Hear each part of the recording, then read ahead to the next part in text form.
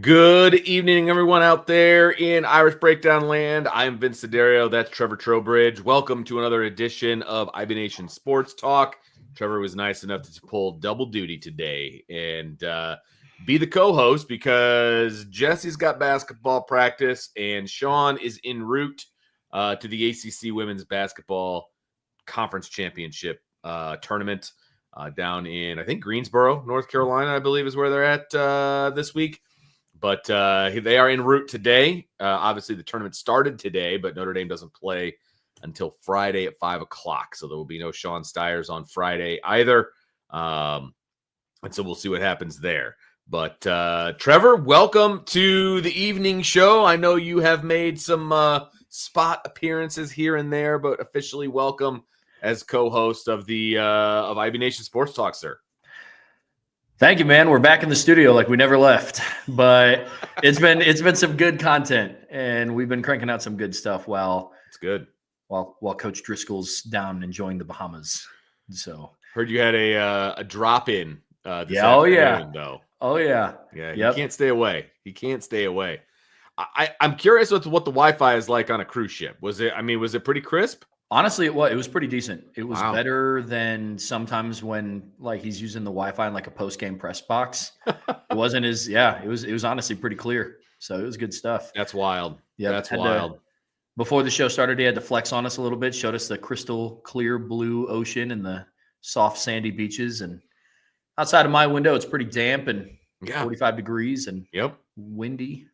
That's what we got going on here too. Let's see, it's 42 and raining. Up in northern Indiana. So weather's not a whole lot better down here or up here, I should say. So you know what? It's still winter though. I have to keep reminding myself it's still winter. Spring doesn't even officially start for another few weeks. I think it's March 21st. So I'll take it. I'll take 45.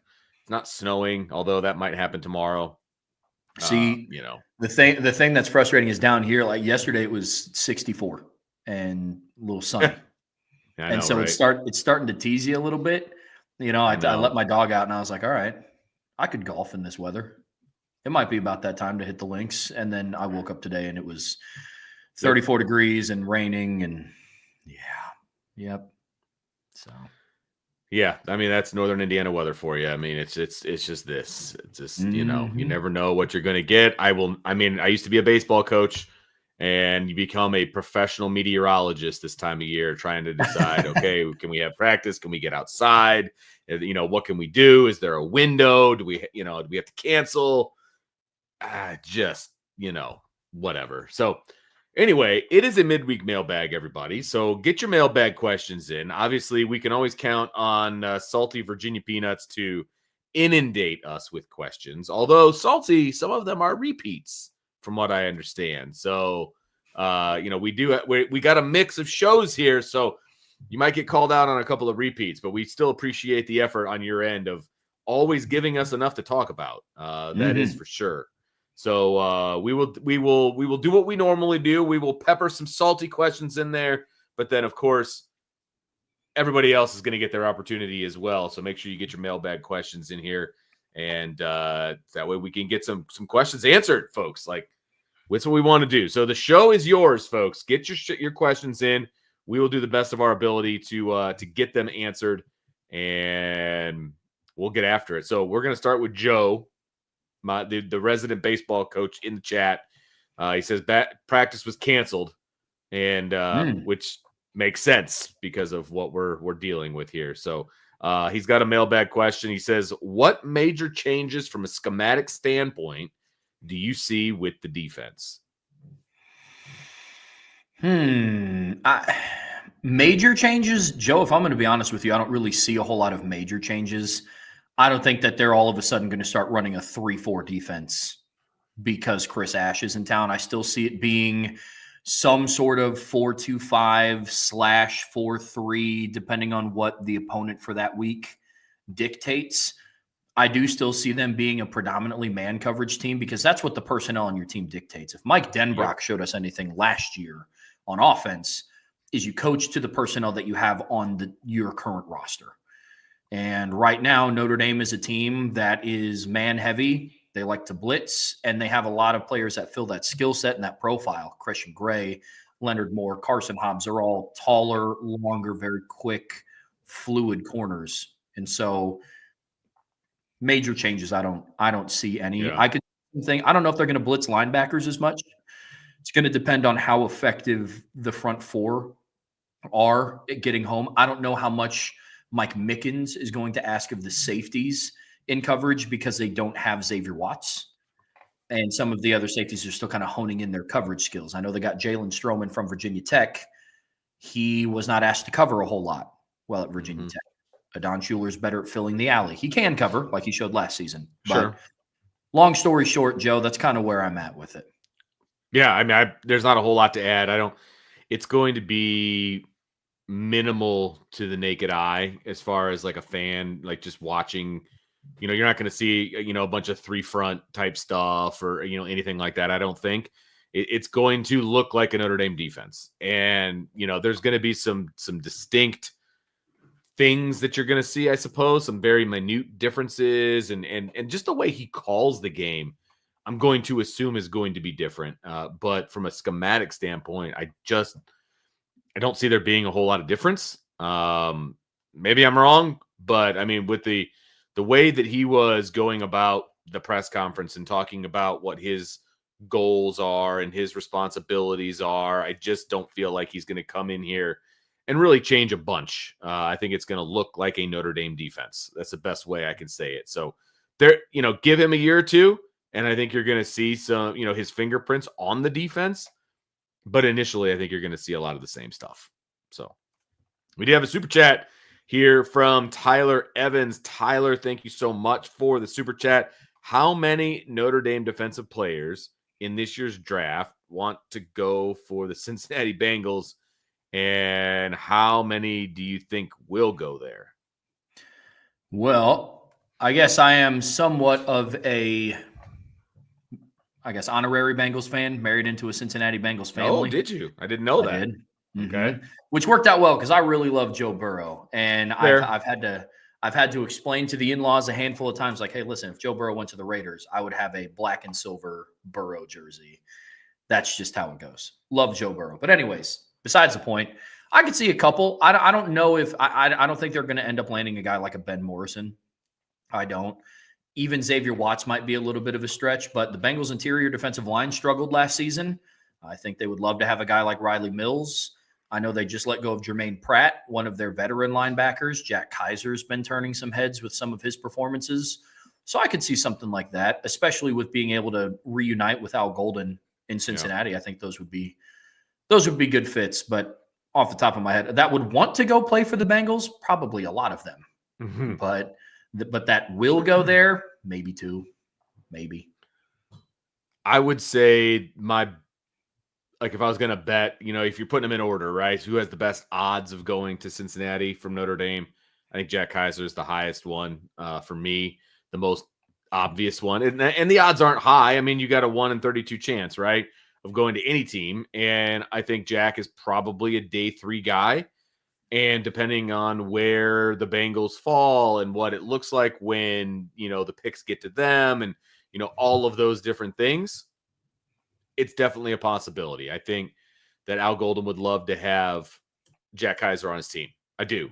And I think that he would be a great addition to any team.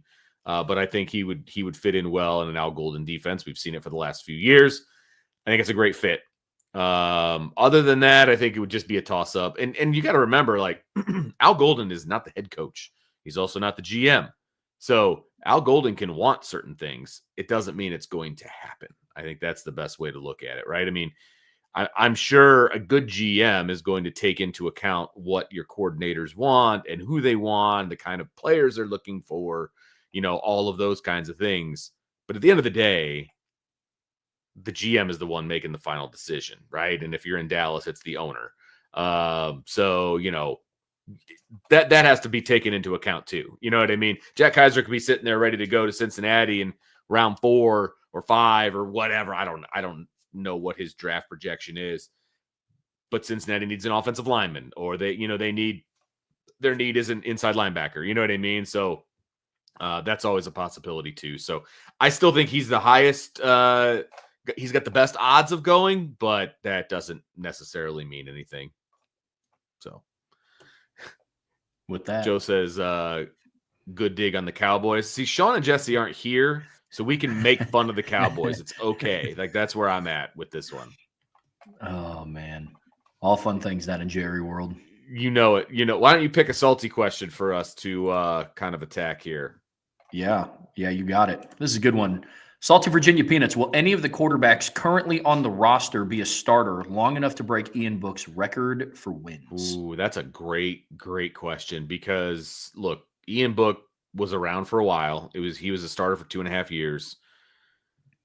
I don't think any of the current quarterbacks on the roster are going to be the starter for 2.5 years. And so it's going to be very difficult. Now, the only thing at play with the possibility, because I can't remember exactly do you remember what the number is that 30. He's got? Is it 30 even? Mm-hmm.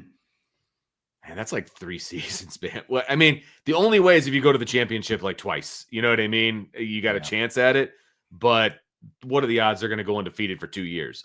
Very, very low. I don't think anybody on this roster is going to be a starter for more than 2 years.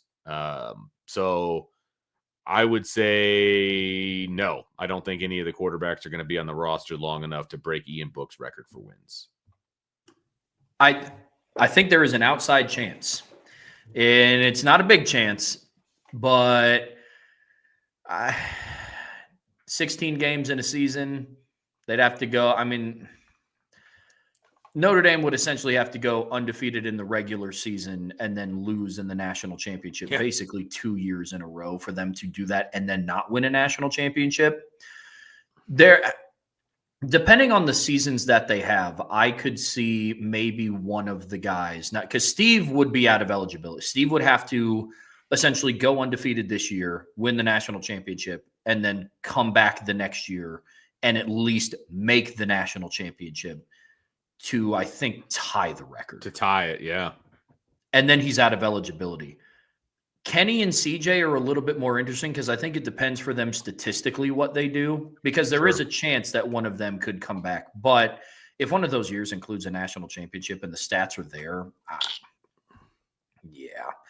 yeah. I mean, I watched J.J. McCarthy have a very average season under center at Michigan and win a national championship and get taken as the 10th overall pick in the NFL draft. So that carries a lot of weight. Yeah, let's say CJ Carr is a starter. Everybody's saying that he could start for 3 years. If he's the starter at Notre Dame, he's not going to be the starter for 3 years. I don't see it personally, unless he gets injured and can't, do the things he needs to do to get drafted. Like, let's say he gets injured in, November of his second year, right? And then he's probably going to come back. Then he's got a chance to break the record at that point, because this team's going to win games. Like, I'm very confident no matter who the quarterback is, they're going to win games. You're going to need a 3-year starter to do that, to break this record. And I just don't at the moment see any of these guys starting for 3 years. I just don't. Like, I think CJ leaves after junior year if he's the starter at Notre Dame for 2 years, because they're going to be successful. They're going to make the playoffs, and we'll see what happens once they get there, right? And same thing with Kenny. I think Kenny has a bunch of eligibility left. He could be the starter for 3 years if he becomes a starter this year. But if he's the starter at Notre Dame for 2 straight years, they're winning a bunch of games, they're going to the playoffs, he's out of here. He's going to leave. Like, that's my thing. I just, barring injury, I don't see any one of these guys doing it. Like you said, it's possible. But outside of an injury, I just don't see. I mean, look across the landscape, right? If you've got guys that are starting for more than 2 years, so 3+, right? They're starting for different teams because they've hit the portal. And I don't see that being the case. Like, I don't think, CJ is going to start here for 2 years and then, hit the portal and go someplace else for a year. Like, I don't see that. Same thing with Kenny. So I just think it's going to be tough. I just don't see any of them being 3-year straight starters. That's just not the way college football works anymore. Typically, when you see somebody start for 3 years, they put up good enough stats to be the bona fide returning starter on their team, but they don't put up good enough stats to go get drafted. Right. That's essentially That's pretty much where it's at. And you got to think of how Ian Book got there too. I mean, he started a one-off game against North Carolina in 2017. He didn't take over until after the first, 3 games in 2018. Yeah. And then in 2019, he was the starter full-time. And then 2020 was cut short because of COVID. But it was all those things where, after his first full season starting, they went 11-2. It wasn't or 11-3. It wasn't as electric as what people were hoping. So, yeah, that's going to be tough. Yeah. It would be hard to do. It would be very hard to do. Like I said, it's just tough this day and age. That's what I'll say. Because Mike says, nobody thought Matt Leinart would come back either. That was 2006. Like, that was a long time ago. Like, the landscape of college football has drastically changed in that amount of time. So, like I said, if he's 100% healthy, any of them, and I say I'm talking any of the 3, right? If he's 100% healthy and you're the starter at Notre Dame for the entire season, with the wins that this team is going to get, they're not coming back for a 3rd year. That's where I'm at. I'm speaking in absolutes, which usually backfires on me. So let's run it 2 years into the future and see where we're at. But I don't see it. So, but we'll see. You never know. I would love to have either one of these guys be a 3-year starter for Notre Dame. That'd be awesome. Are you kidding me? Because that means they're doing really well at the quarterback position. So, yeah, we shall see. All right, let's see here. How about this one from ND Sailor? If Craig is healthy and Lambert is going to left tackle, does Knapp start at center, or is he the backup? Well, if Ashton Craig is healthy, Knapp wouldn't start at center because Ashton Craig would start at center. So if Craig is healthy, I think there's a better chance that Anthony Knapp starts at left tackle. Gerby Lambert, I have no idea what's going to go on with him if I'm just being 100% honest. 100% agreed. He took a lot of his reps in practice at right tackle because they said that's just where he's the most comfortable. And now I feel like his opportunity to play right tackle, Lambert has more of an opportunity to battle Emil Wagner than Charles Jagasaw and Anthony Knapp. Because at left tackle, you'd have to go through Charles Jagasaw, who was slated to be the starter in 24, or Anthony Knapp, who started 15 games as a true freshman. It's a little bit tougher of a road to get through. But yeah, I mean, if Craig is healthy, he would start at center. And so that would kind of take away Knapp starting at center. I'm going to say this and put this out here. Brian's talked about it a lot in a lot of the afternoon shows. I think there's virtually a 0% chance that Anthony Knapp is not starting somewhere along the offensive line in 2025. They like him too much for whatever reason. They like him too much. I agree. They like him too much. And he started 15 games for him and would have started his 16th if he wasn't injured. And so that's kind of where it is. So if Craig's healthy, Knapp is most likely going to be the starting left tackle, barring them saying Jags is a good enough left tackle and then experiment with moving to Knapp inside. Yeah, because that to me, it's going to come down to where they're going to put Jagasaw. Is he going to be the left tackle? Is he going to be a guard? I think that's the decision that gets made first. And then once they figure out where he's going to be, I think some other pieces kind of start to fall into place. Mm-hmm. But again, we don't know what decision that's going to be. If it's just Craig versus Knapp, Craig is the starter, in my opinion. I think he's earned that. I know they love Knapp. I think they find another spot for him potentially. I'm hoping that Knapp is not going to be the starting left tackle. If I'm being honest, I hope they do move him inside. I just don't know. That's one of the things that we're going to be watching during spring ball when we get a chance to get out there. Because, what does Gerby Lambert look like? Because from a body standpoint, that dude's a tackle. Like, that dude is a prototypical tackle at high-level college football. You know what I mean? And how long is he going to, percolate or whatever you want to incubate? How long are they going to keep him in the ICU? You know what I mean? Like, I'm curious about that. Are they going to keep him at right and keep Emil Wagner and then just wait for Emil to graduate and then have Gerby start as a junior? I mean, that's possible. Are you going to put Jagasaw at left tackle and then have Knapp as the other guard? It's a great question. None of us know the answer to that question. And I'm not even so sure that Joe Rudolph knows the answer to that question right now, if I'm being honest. So that's what spring's for. Spring is an opportunity to move some guys around and see what the best fit is. I still subscribe to best 5 linemen, then find a spot for them. Like that's where I'm at. So figure out who your best 5 are, and then I'll figure out what the lineup's going to be. Like that's where I think these guys are that talented. You've got some positional flexibility with these linemen, where if you just figure out who your best 5 are, you're going to get your best line, your starting line. What that looks like is kind of anybody's guess at this point, to be honest with you. So I'm figuring out Jagasaw first, and then I'm letting the dominoes fall. Yeah, I mean, I don't know where Coach Rudolph begins his evaluation of this room. I think if it were me, and what I would do is I would evaluate the room and look at who are the players that just have to be on the field in 2025. Jagasaw is one of those guys. Yep. Schrouth is one of those guys. Agreed. Emil Wagner was your only healthy offensive lineman. He's one of those guys. He's one of those guys too. I agree. He is. Yep. And played well in those performances, I will say. Craig, it's going to be a question of health. But if he comes back healthy, I would put Craig in that mix. And honestly, like I have no idea how he's going to project to the inside. I think he would do better on the interior than he would on the outside of tackle. I still don't know how Knapp would do it right guard if he's still under 300 pounds. Right. That's going to be a huge question. And if they do put weight on him, how's he going to play at that new weight? You never know. So, but I do think Knapp has earned the right after starting 15 games as a true freshman to at least have a viable shot to start somewhere along the offensive line. So if I'm Joe Rudolph, that's how I start my evaluation. And then it's going to come down to how he would tax it in practice. Give players a longer duration at time at a position. Another player that we're forgetting about too, there's all the talk about Lambert and Jagasaw and Knapp and Wagner. Sullivan Absher is another guy that I don't know how much longer he can just keep marinating on the bench. Right. You know, I mean, we're talking about a guy that's 6'7", 320.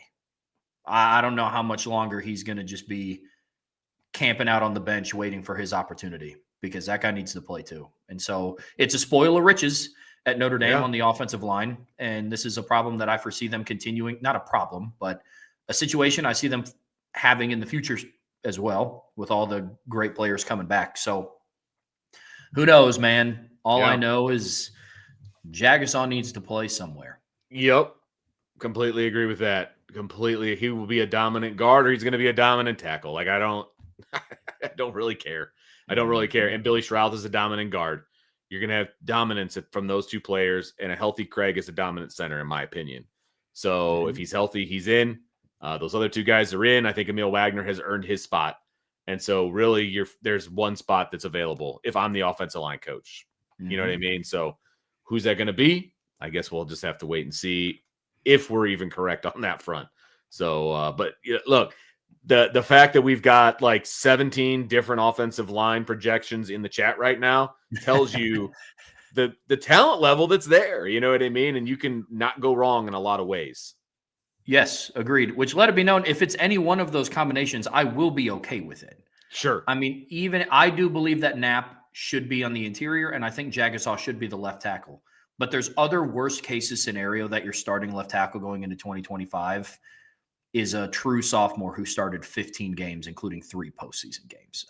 There are worse situations to be in. Yes, that's agreed. for sure. Completely agree with that. Completely agree with that. All right, so right now in the queue, as they say, it's pretty much a Salty and Joe dominant queue. So we're gonna kind of go back and forth between what they got, and we'll go until we get some other questions. So let's see here. How about a recruiting question? So let's go with a recruiting question from Joe. He says, "I'm way behind the times. With all the changes in the recruiting personnel, do you see any concerns from a recruiting standpoint?" Concerns, no. Notre Dame's position coaches have done a really good job of recruiting in the past, and there was still a good amount of their recruiting staff left intact after Chad Bowden left. But honestly, concerns, no. I would say, Joe, they just hired Mike Martin as GM. It's also, I'm pretty sure, like a dead period right now anyways. So not a whole lot has really been popping off. Spring's about to start. Right. I do like some of the things that they're doing. They're bringing a lot of wide receiver recruits, targets in the spring. And that's going to give them a showcase of like, hey, look, we have 3 guys, really 4 guys in the room right now that can all sling the rock. Come see and be a part of what we have going on here in the spring. That's something that I like. So concerns, I would say no. They're probably going to get, and I don't have any intel. That's not really my forte. The guy with all the intel is currently kicking it back in the Bahamas right now. But and if he had any, he'd give it to us. Don't worry, because 100%, very much been in contact. 100%. So I'll say this: I do believe that Notre Dame is going to hire a recruiting coordinator sometime soon. Leave that up to interpretation. I don't know what that is. I haven't heard of any timeline. I would assume they would want to get it done before, spring. The hires kind of have come quickly once Marcus Freeman sets his mind to make a hire of somebody. That comes pretty quickly. Juwan Sider, Chris Ash. So agreed. And we kind of talked about this a little bit. The recruiting coordinator guy that they're gonna hire, or gal, whatever. I don't care. I think ideally they want to get him in before spring ball starts on March 18th. It's like that's kind of like the calendar. Like I've got it circled, right? That's when I think they're going to have something done, and maybe they don't. And I don't think that's the end of the world. I don't. Recruiting is still happening at Notre Dame. Like they're still executing the plan right now at Notre Dame. They don't necessarily need that guy in place right now or gal. They just need to keep executing the plan. And with the GM in place, that also helps, to kind of direct and just be that leader in the room and all that. Notre Dame's got a good recruiting department, folks. Like they're doing a good job. I'm just not like, some people are really up in arms about the fact they have not hired a recruiting coordinator. It is pretty low on my worry list right now going into spring ball. It just is. We're seeing every day more guys from Notre Dame, scheduling official visits, coming in for spring practice, like doing all of these different things. So things are clearly moving. Things are happening, right? It's not like they've just they've shuttered that department and like they're just waiting for a recruiting coordinator to be hired. Like they're still moving. They're still doing their thing. Just not worried about it, Trev. I'm just not. Well, because contrary to what some former GMs and current GMs out on the West Coast might think, Notre Dame has a really good, probably arguably the best recruiting head coach in the business right now. And he's still very much, that's something that Marcus Freeman takes very, very seriously. Right. And so I don't think recruiting is going to take a step back. Yeah, so I completely agree with that. Why don't you pick a salty question for us? Yeah, absolutely. This one's, where did it go? This one's a fun one. Non-football related. Salty Virginia Peanuts. Who should be the next James Bond? Oh, my goodness. Let's see. It's got to be somebody younger, like not necessarily an established actor, I think, at this point. I'd like to see somebody I'd like to see James Bond in like his later 20s, like early 30s. Like that's the kind of James Bond I would like to see. But I don't know who that is from an act. I want them to go out and find somebody that's like off the beaten path. You know what I mean? And then that can be their iconic role. Like I don't necessarily I don't need a Ben Affleck playing Batman kind of a situation. Like I don't need that kind of thing. I don't need anybody to reinvent themselves. Go find somebody that doesn't exist right now in the stratosphere of entertainment and make that person James Bond. That's where I'm at. No, I like that. Yeah, that'd be cool. Like somebody's introduction to stardom role is James Bond. Okay. Yes. Yeah. 100%. I like that. If they don't go with that, one guy, and I'm a little biased because I just watched this movie last night, but the Taron Egerton, the guy from Kingsman, the young guy that played Eggsy, I think he'd be a fun. Now, mind you, I just spent 2.5 hours sitting on my couch last night watching this dude fight crime in like a tux. And so that's probably why I'm thinking James Bond. That's fair. Yeah, that'd probably be mine. Yeah, no, that's totally fair. Totally fair. Let's see what we got here. How about we got it? I'm going to sprinkle in some portal stuff. Okay. So we got ND Sailor says, does Notre Dame go to the portal after spring for some interior defensive line help? And then Joe says he's still confused. When does the portal open, and what portal needs do the Irish have? So kind of just a portal in general question. Yeah, so I'll answer the second part first. So right now the portal is currently closed. Players can announce that they are going to enter the spring portal once it opens up, but that comes after the basically spring session of practices. Right. It's April 16th through the 25th, which is one of the reasons they moved the spring game up to the 12th. Because it's usually like the last Saturday in April. But they wanted to make sure they got everything in before the portal opened, to be perfectly honest. So April 16th through the 25th is the next window. And then portal needs, as of right now, I would label that as a TBD, because most likely Notre Dame will have some players jump into the portal after the spring. It's just inevitable. I don't know who it is, but I would be shocked if that number was 0. I'll put it that way. Yeah. And so I don't know. As of right now, the way the roster looks, I think they're good, if I'm being 100% honest. We talked about this in the buy-sell hold this afternoon, but some people were bringing up tight end. Some people were bringing up defensive line. And look, here's the thing. Tight ends, you have James Flanagan coming in after the spring. Ty Washington, the transfer from Arkansas, will be here after the spring. Eli Raridan is still good to go. Kevin Bauman's still there. Henry Garrity's good to go. And Jack Larson is still there. So there's no need to go get a tight end, in my opinion, barring an injury. If somebody else gets hurt in the spring, they might have to. But as of right now, no. And then the other question about defensive tackle, interior defensive lineman, that's also going to be a no for me. They went out and they got 2 already in Elijah Hughes and Jared Dixon from Louisville. Elijah Hughes came from USC. Davion Dixon is also an early enrollee, true freshman, and he's on campus right now as well. On top of that, Jason Onye's back with the team. They're expecting him to have a good spring and get back into the mix. They have Gabe Rubio and Kurt Heinisch, Armel Mukam, Brennan Vernon, Cole Mullins, Devin Houston. I don't think that they're going to need Sean Sevillano. I don't think that they need to go out, again, barring injury, to go to the portal for a interior defensive lineman. Well, and let's be honest. Like everybody say, oh, they need an impact D lineman. Which impact D linemen are going to be in the portal in the spring? Like that's not a thing, guys. Like the people that are going to jump in the portal in the spring are guys that got beat out. That's who's jumping in the portal in the spring. You're not going to see impact people. I just don't. I don't see that being the case. So it's depth.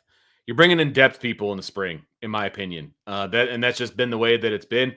Unless there's some sort of crazy situation that occurs and a guy jumps in the portal in the spring, it's just not going to happen. So is Notre Dame going to have their ear to the ground in case something like that happens? Sure. Of course they are. I just don't see that being the case. Guys in the spring are guys that got beat out in the spring. Those are the guys jumping in the portal. So we'll see. It's possible. I just don't see that being a thing. And if an impact guy jumps in the portal, he's going to get paid way more than he deserves because it's supply and demand.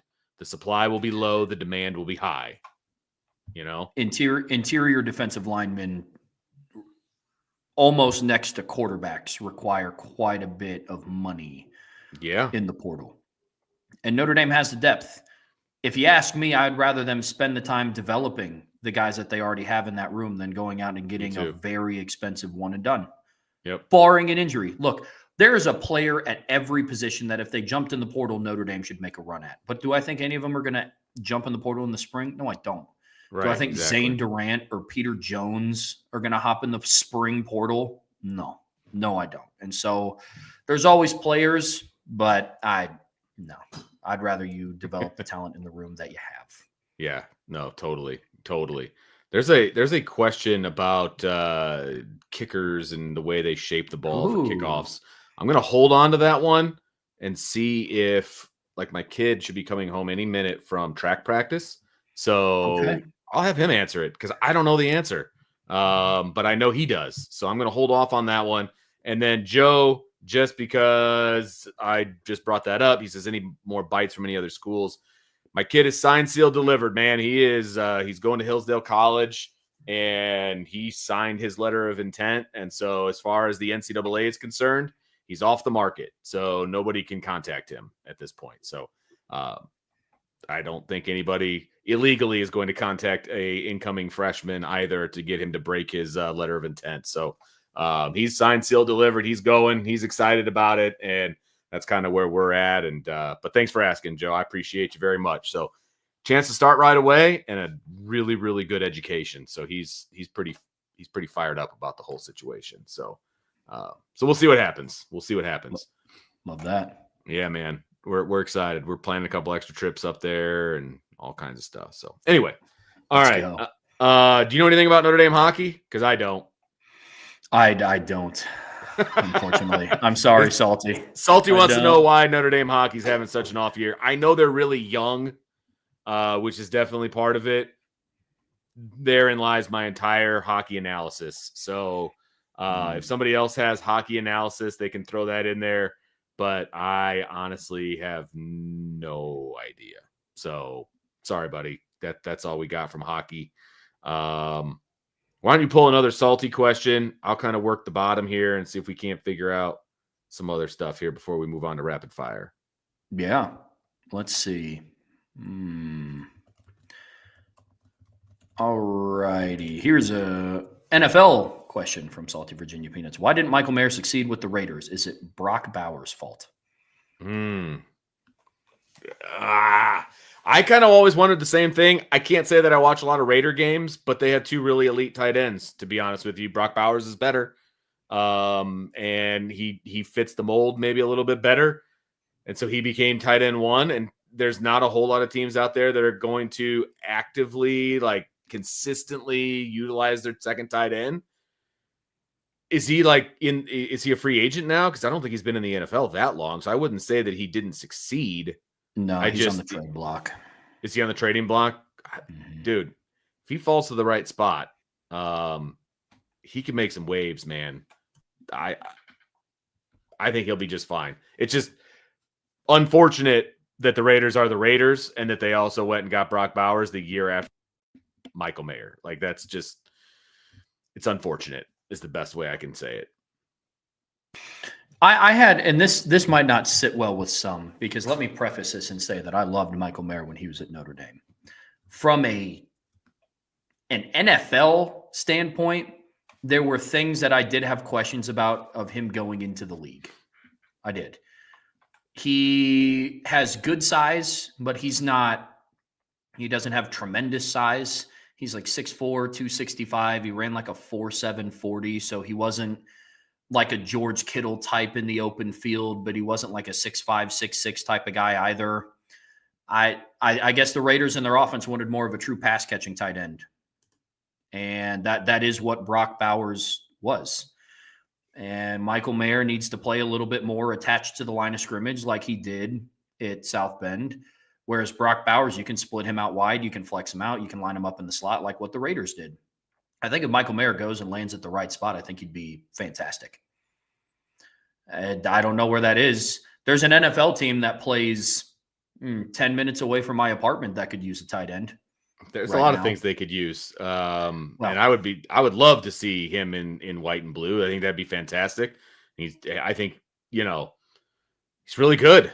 I mean, I'm with you with your analysis. I totally understand where you're coming from. And any tight end in this league would become tight end too when Brock Bowers gets drafted. Like, it just is what it is, man. Like, might not be bad to get out of Las Vegas too. Just going to throw that out there as well. That's not a terrible thing right now.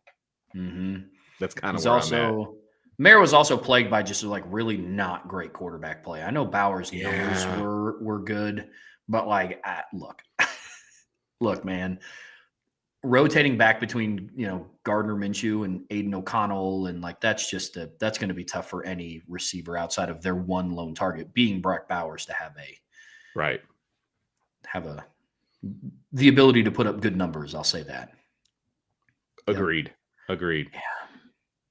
All right, let's see what we got here. All right, how about this one from Joe? With the Notre Dame schedule seemingly harder this year coming, is having an inexperienced quarterback running the offense a concern at all? And let's be honest, everybody that's on Notre Dame's staff or in Notre Dame's quarterback room right now would be considered an inexperienced quarterback. Mm-hmm. So he said he put in parentheses assuming.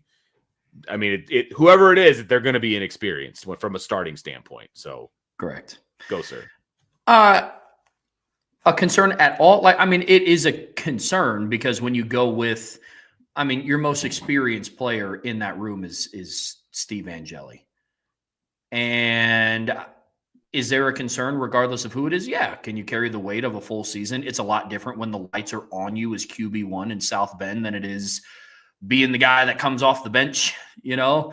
And that's true for anybody. That's not a shot at Steve. I'd feel that way if it was CJ Carr, if it was Kenny Minchie. But I'll say this. I do think that the supporting staff is good enough around, or the supporting roles around whoever the quarterback is going to be makes me feel a lot more comfortable. You're going to have a good offensive line like we just talked about. Whatever the combination is, you should have a good offensive line in South Bend. If not, conversations need to be had with the talent that's in that room. You're going to have a much more proven receiving core this season. Malachi Fields is an elevation than what was in the boundary from this past year. I find it hard to believe that one of Jordan Faison or Will Pauling won't be able to match the production that Chris Mitchell had. And I would be shocked if Jaden Greathouse in 2025 has 6 games with only 1 catch like he did in 2024. Plus, you probably have the best running back tandem in the country, one of. Mm-hmm. And so I, for all those reasons, it's not a major concern, Joe, but whenever it's a new starting quarterback, you always have your concerns until they take the field because you never know how somebody's going to perform in those moments until the lights are truly on you from a week-to-week basis. Riley Leonard found out the hard way. I mean, he came in here with over 20 starts in college under his belt. Yeah.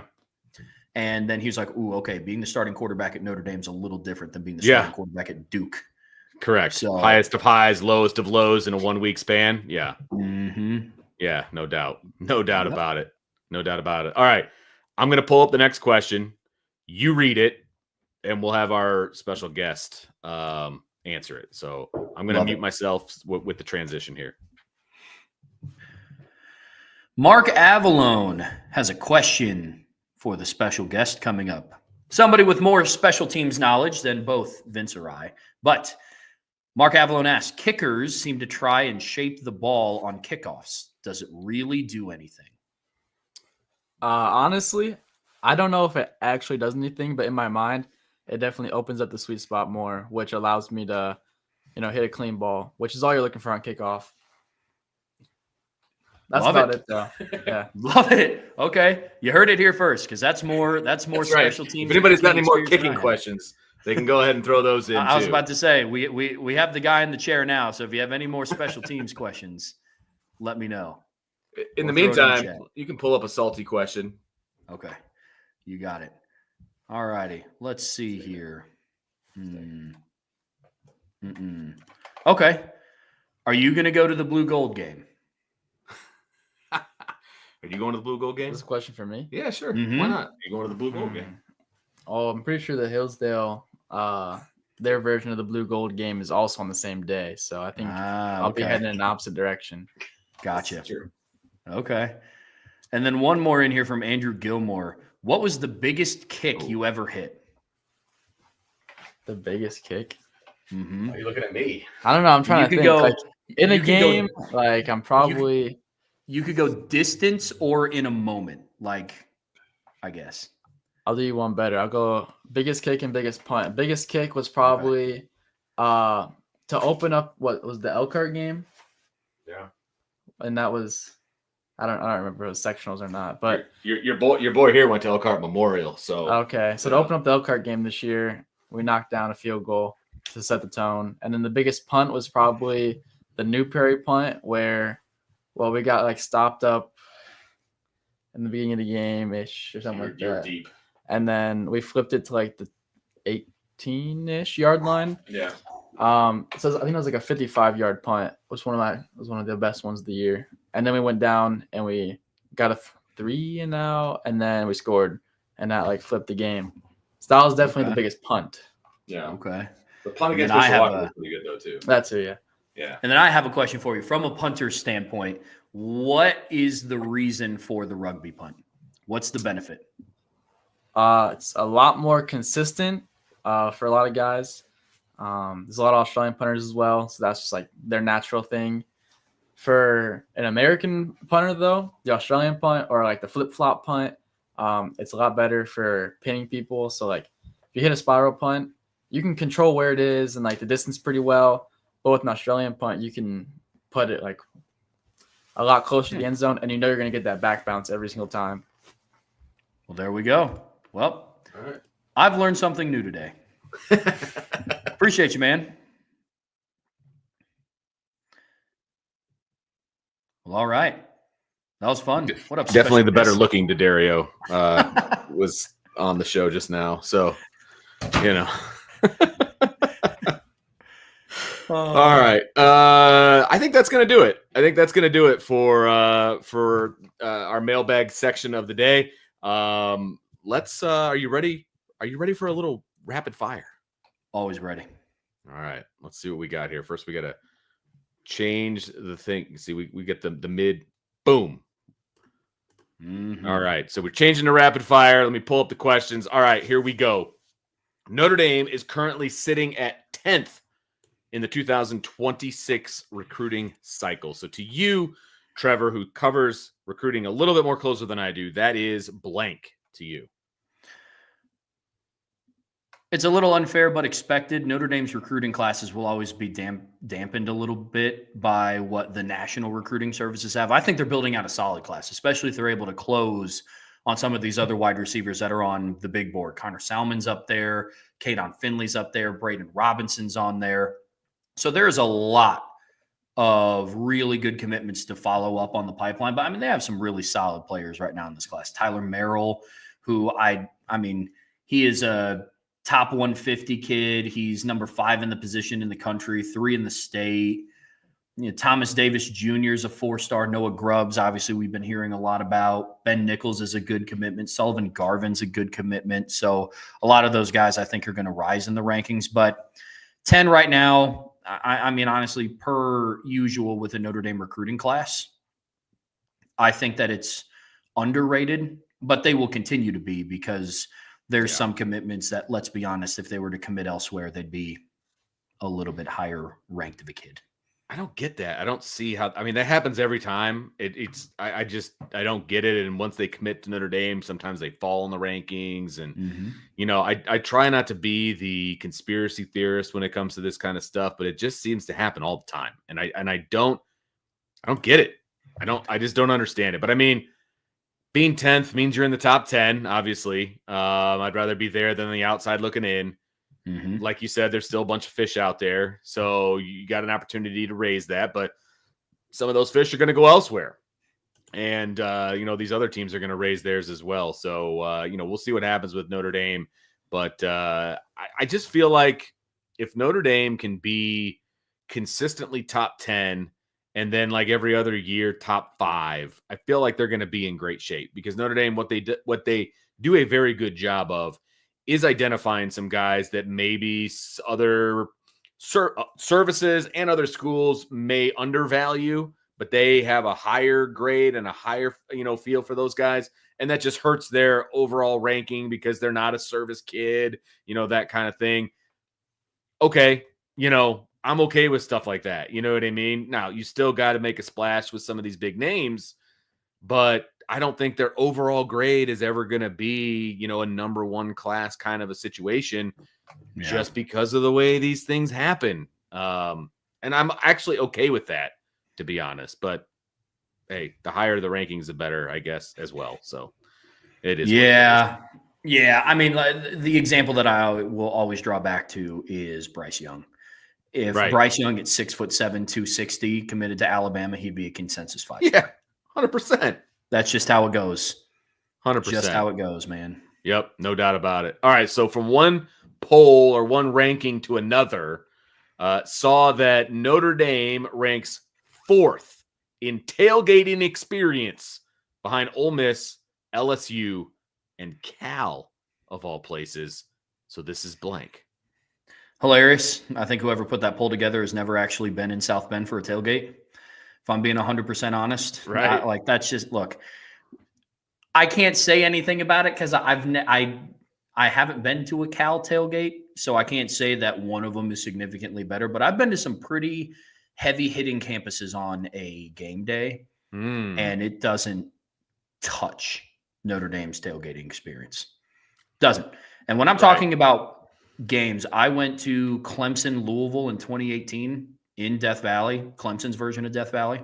Okay. And I've been to the Ohio State Notre Dame game in 2022. Yeah. And it was just doesn't compare. I mean, Notre Dame cars line up at 7 a.m. to get into the parking lot to set up and bring enough stuff for breakfast, lunch, and dinner, depending on the time of kickoff. Look, go ahead. The one that I can see because of some of the stories that I've heard is LSU's. As much as that kind of pains me to say, I know, because I've heard some stories that like Joe Burrow has told on podcasts. Justin Jefferson just talked about it on the Pat McAfee show. He's like, I mean, RVs line up on Wednesday to get and camp out at the school. Like, that is crazy. That's nuts. That would be, yeah. I mean, yeah. I've heard good things about Ole Miss. I've obviously never been down there. I've heard their tailgating scene is pretty great. I don't know anything about Cal. The fact that they came in third is nuts to me. But I will give you the top 25. Now, there are some on here that don't make a whole lot of sense to me, and I'll explain why when we get there. But number 5 is Texas A&M. Number 6 is Texas. Number 7 is Penn State. Number 8 is Michigan. And I have been to Michigan. They tailgate pretty good. Like they are an expansive, like all over campus tailgate situation. Theirs was pretty decent when I was up there. I will say that. University of Washington is 9. Tennessee is 10. The South Carolina Gamecocks come in at 11. Iowa at 12. Wisconsin at 13. Clemson at 14. Alabama 15. Whoa. West Virginia 16. Now, here's where it gets interesting. You've got Georgia, Florida. Like the Georgia-Florida game comes in at 17. I don't understand how a game can come in here.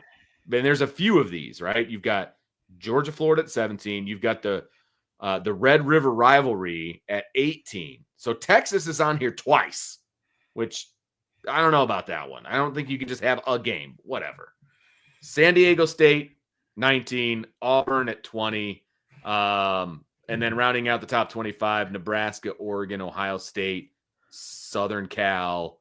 And then the last one is Yale, Harvard. So another like rivalry game.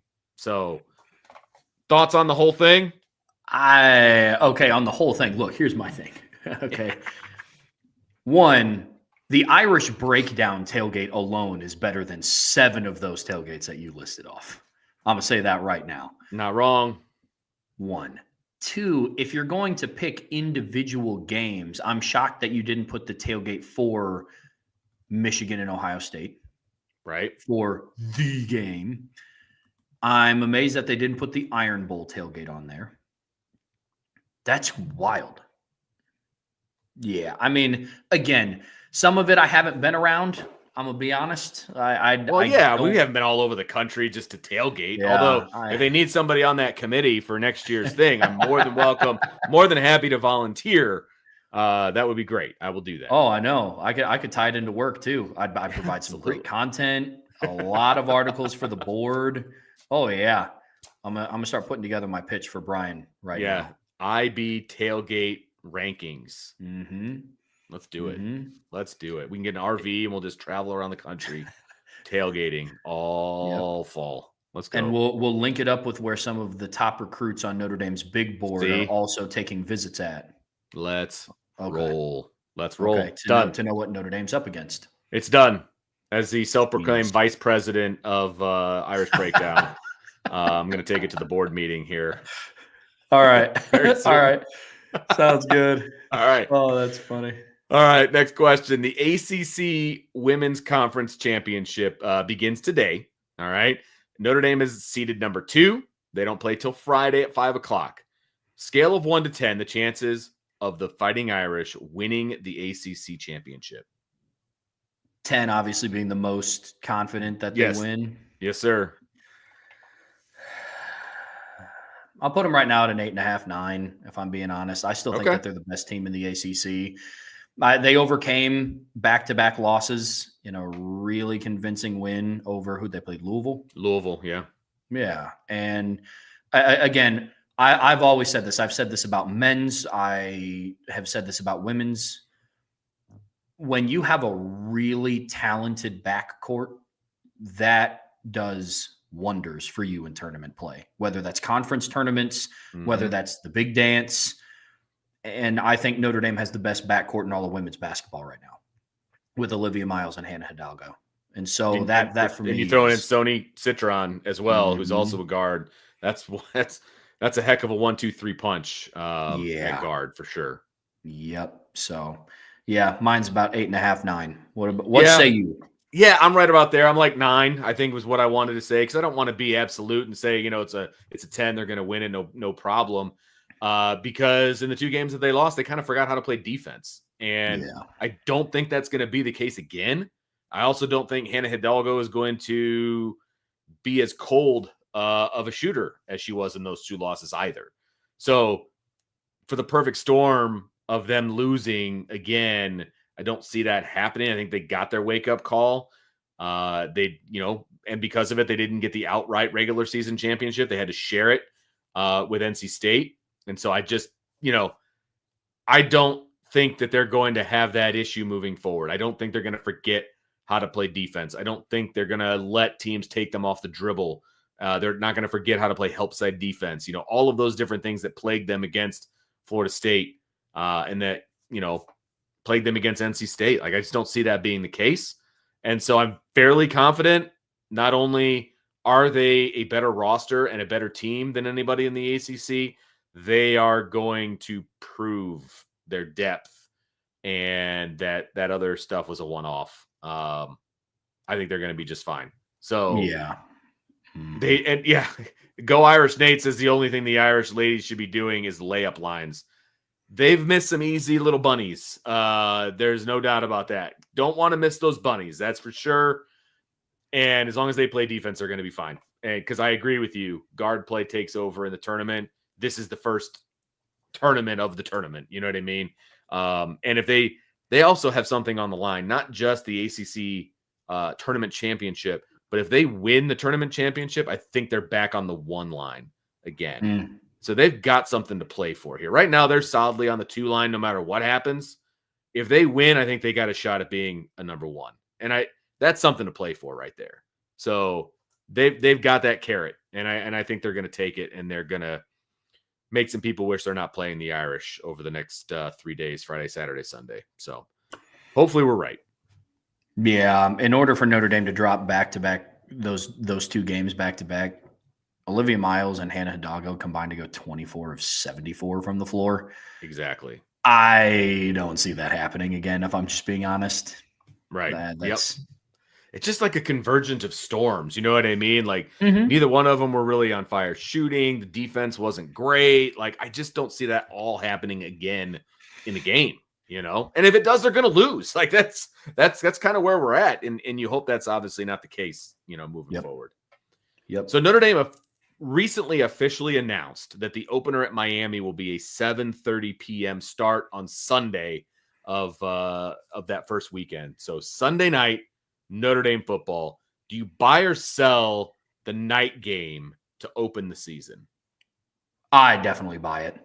I love night games, especially if you have a bye week following, because there's a good chance that Texas A&M home game will also be a night game. I'm going to be a little disappointed if that's a 2:30 or a 3:30 kickoff. Sure, I get that. Yeah. But especially with a bye week following, I buy it. I don't know what other games are going on that Sunday. I don't think very many, if others at all. On Sunday, they probably got the thing to themselves, I'm guessing.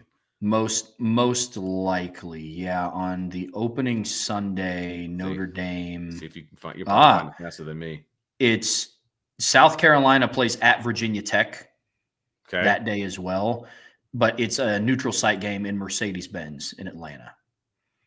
I would be shocked if that took the night slot over Notre Dame at Miami. Right. Yeah.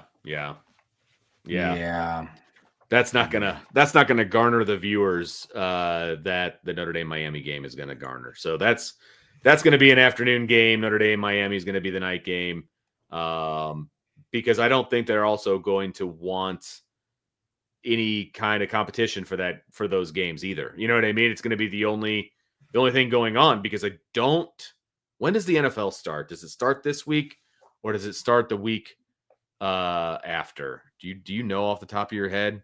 They might have preseason games, but I'm not 100% sure. Yeah, but I don't necessarily really worry about that. You know what I mean?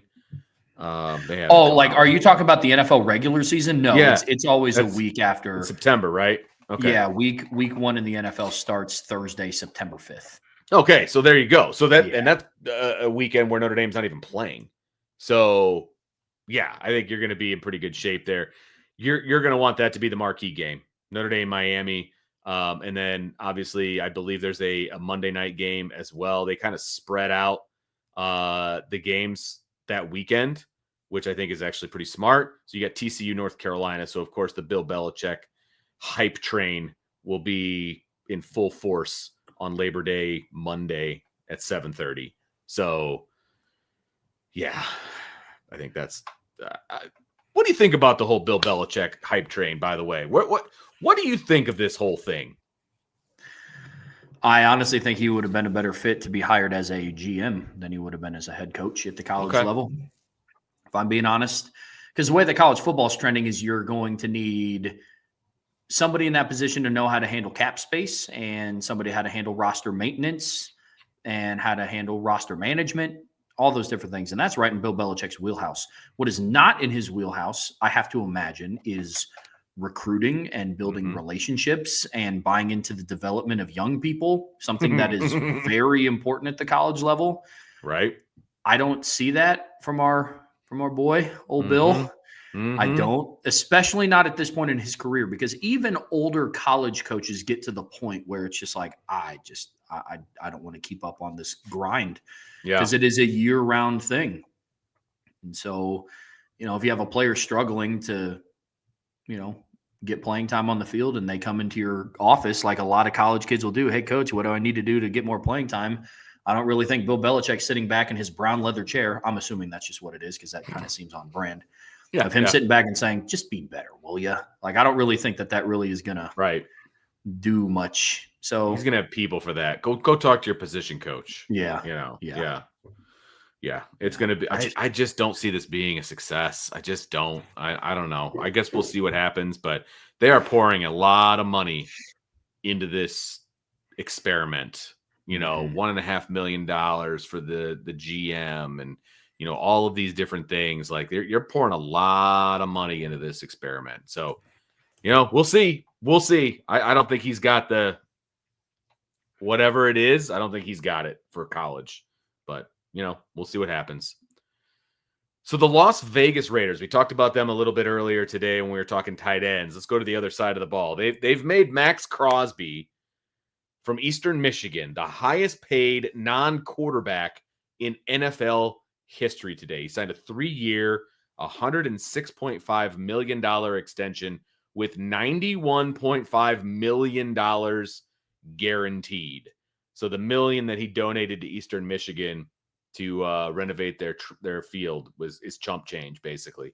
That whole thing is blank. The fact that Max Crosby is the highest paid non-quarterback in NFL history is blank. Yeah, the highest paid non-quarterback in NFL history is pretty crazy. He was definitely warranted an extension, because he has been on a tear. The highest non-paid quarterback is wild. I would have heard out the highest paid defensive lineman. Not that I think he's like the best in NFL history, but that's just the way that contracts have been trending. Sure. I think it's crazy that he's getting that extension and Jamar Chase still hasn't finalized a deal yet. I think that's pretty crazy, especially after winning the Triple Crown. I think it's Oh gosh, I'm trying to think of a good blank word for this. Yeah, I'll just say that's crazy. I think it's nuts. Yeah, I'm right there with you. Of all the people that might be breaking that record for highest paid NFL player that's not a quarterback, I don't know that Max Crosby would have been high on my list. I mean, I know he's a good player. I know he's a really good player. I don't see enough Raider games to be, crazy impressed because they never make the playoffs and they're not a very good football team, right?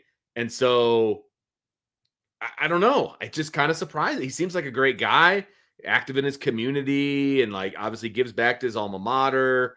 All of these things. Seems like a great guy. He's a really good football player. I'm just, good for you, man. Like I don't know who your agent is, but he just did a bang up job making you the highest paid player in NFL history. I am shocked by that. It's nuts, but good for him. I just feel like there are a lot of other players that could have gone to, not named Max with 2 X's. Like, I'm just shocked by that whole situation. Yeah. 35.5 mil a year for a defensive end on the Raiders is pretty wild. That's nuts. Like, he's not like, look, he's an important piece to your franchise. Last time I checked, and I don't know that this is accurate, so if it's not, then, I'm sorry. I don't think they have a quarterback under contract right now. I think you're right. Like that, I feel like that should be a priority right now. I don't know. Call me crazy. Yeah. But hey. Yeah. More power. The Raiders are kind of like that friend that you had back in college that like was struggling to pay house rent but was going to Florida. It's kind of like that. Yeah. Right. Yeah. I want to look up their depth chart to see if they have a quarterback on their depth chart right now. I don't know.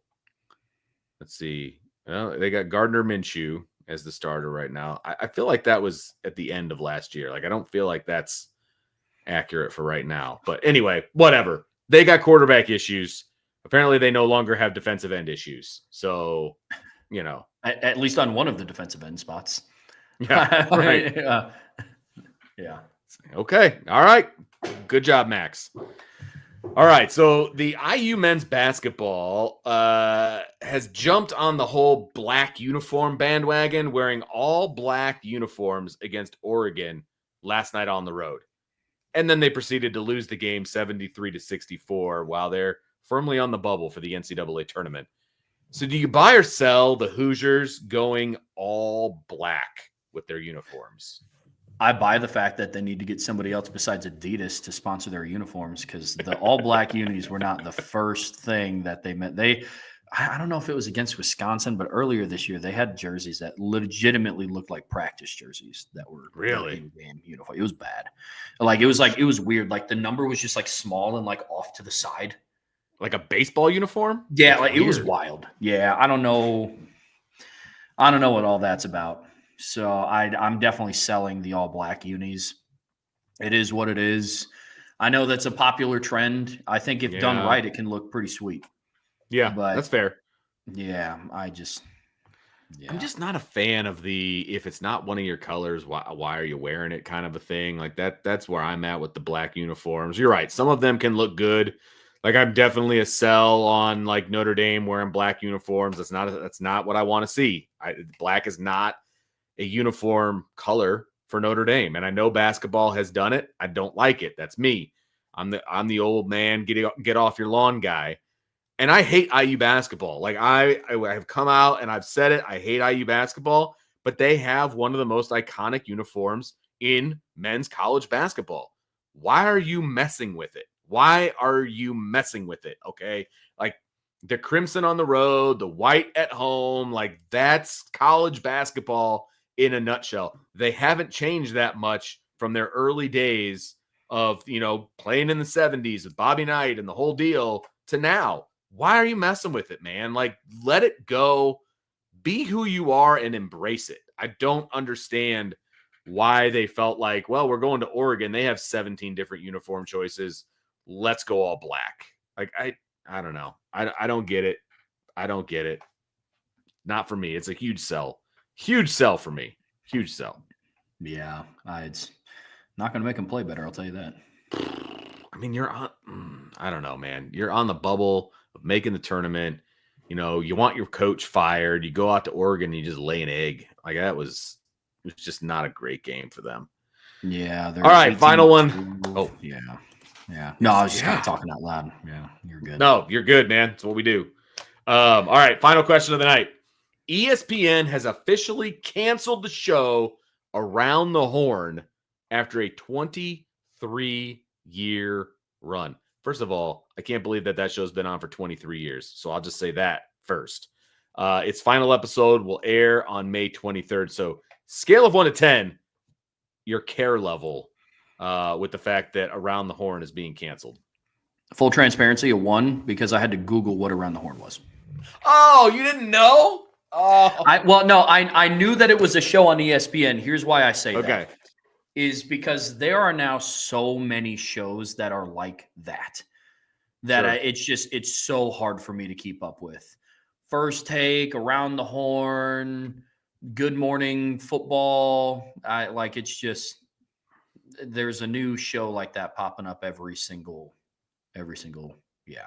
So yeah, my care level's a 1 just because it's like for sports stuff. Like I get all of my information from like podcasts, like stuff that I can throw in AirPods and listen to. Like I can't tell you the last time I sat down on outside of College Game Day.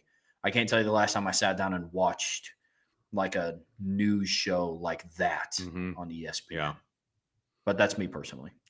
No, that's fair. It's just it's definitely played its course. Like it was, a good show 23 years ago when it started. You had, the guy giving points and you had guys arguing with each other. And, it was a novel concept back then.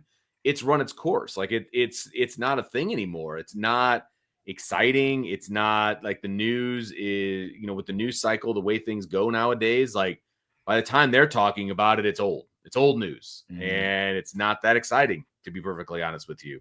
I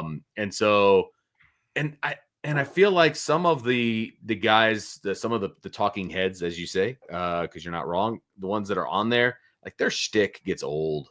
Like I don't know, their shtick gets old. Like I haven't watched that show in years. I just figured it was a staple and it was just going to be around for a while. Because what's the one with Wilbon and Kornheiser? What is that one called? I know people still love that show, and it's still on. And that was kind of like that's a half hour, and then they would go into Around the Horn. After that, like that was the hour, right? Like it was half hour, Yeah, pardon the interruption. Thank you, DK. Pardon the interruption. That one's kind of getting old too. You know what I mean? Like, I don't know. ESPN just needs to do a better job. They need to think outside the box a little bit more. But what can I say? So yeah, for me, it's like a 1 as well. If I hadn't seen it announced today, I wouldn't have missed it when it goes away. So it's a 1. It's pretty low. So that's going to do it for Rapid Fire. Trevor, I appreciate you pulling double duty today because God knows I couldn't have done this by myself. So I appreciate you being here, my friend. Definitely tune in tomorrow. You got a show tomorrow at 1:00, right? Yep. Plug it.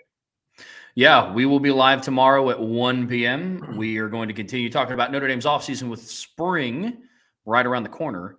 There's a lot of topics that we have to get to. Tomorrow, I believe, is going to be more of a big picture college football show. And then Friday, of course, we're going to have the Friday free-for-all mailbag. So, Salty, bring your mail bombing questions in. Sean Davis and I will be ready to rock and roll Friday at 1. But in order to be in the loop, you got to make sure that subscribe button is hit so you know when we go live. Boom. Hit that like button, that subscribe button, that notification bell, folks. Share with your family and friends. Jump on the boards at irishbreakdown.com. Still a lot of good stuff. I mean, there's still news being pumped in from the Bahamas. So you definitely want to jump on the boards. It never sleeps. And so there's always some good conversation going on over there. So make sure you hit it. We'd really appreciate that. And then, of course, check out irishbreakdown.com. All kinds of good articles out there. I feel like that's all Trevor does is write articles. I'm constantly retweeting his articles that he's putting out. All good stuff. All kinds of previews for next season. All kinds of good stuff previewing spring. So make sure you check all that stuff out as well. So get on the boards, get on the website, hit that notification bell, hit that like button, just do it all. We'd really appreciate it. So thanks everybody for hanging out with us for this edition of the Irish Breakdown podcast. And we'll talk to you. I won't, but Jesse and Sean will talk to you tomorrow. Sean will be on site at the ACC women's tournament. And then Jesse will be, phoning in from God knows where. So the two of them will be on tomorrow, and then we'll see what happens on Friday. So for Trevor, I'm Vince. We will talk to you next time on the Irish Breakdown podcast. Have a great Wednesday night, everybody.